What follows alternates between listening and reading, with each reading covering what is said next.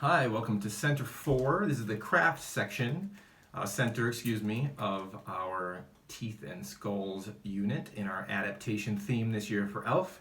If you like doing the craft center, then you probably will enjoy doing this center with the kids.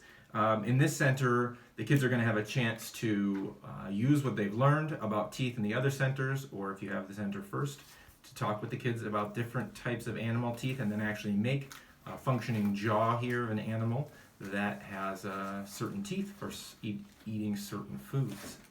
So what you'll find in this center first is the education piece, and suggest to start with this packet of papers here, Skullduggery Among the Animals, and it gives a little description of each different kind of animal eaters, so herbivores, insectivores, carnivores, and omnivores.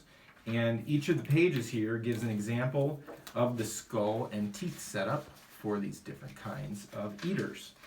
So the herbivore for a deer, for instance, has mostly the molars and the pointy skull. Another example back here, let's see, an insectivore of the mole and the kind of teeth that it has. I think at the back here there's a human skull for an example of an omnivore. So especially if this is one of the first centers that the kids are doing, spend a little bit of time talking to them about the different types of teeth and what the function of the different types of teeth are and what kind of eaters have different shapes and setup of jaw and skull, so that they have a reference when they go to do the craft. So once you've talked about that, the people who go, the groups that go later, this is the last center, for instance, the kids should have had plenty of discussion in the other centers about teeth and the different types of eaters, so you might not have to spend as much time on that. Then you can get into the craft section of this. You'll find there are two templates here, two different jaw shapes that for the older kids, they can cut them out themselves. For the younger kids, you may want to cut some of these out beforehand or during the beginning of the ELF day, so that the kids don't have to spend a lot of time cutting these out themselves. What you'll find is the blank jaw sections and skull sections.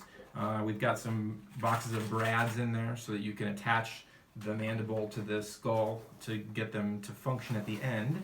And what you're going to do is to get the kids to come up with a certain kind of eater, an animal that could be an omnivore, herbivore, carnivore, insectivore, etc. So they can choose what animal, and then they are going to cut out or draw and cut out the different types of teeth that their animal needs to have in order to eat that certain kind of food. So there are many examples of ones that are finished here. One that has gnawing teeth, gnawing incisors, and some molars in the back. So that might be an example of like a beaver who is herbivore but definitely needs to gnaw on there. An example of a carnivore teeth in here, all sharp teeth. You might want to discuss animals like sharks that have teeth that are all the same, that just tear, or snakes that eat food whole, so they don't need things like molars, but different examples that you can show the kids in here. Obviously we want to discuss the reference back to why these teeth have adapted to do certain kind of things, why the skull shape has adapted to do certain kind of things, so that the kids can reference this back when they take their little jaws home here, and they can talk to their family over dinner and impress them with all the information they learned in ELF about teeth and skulls. If you have any questions about this, or we need more materials in there, if the materials are running low, please email us at mitchellelf@gmail.com, or Denise has put her phone number on here, and you can text her as well if we need additional materials for this center.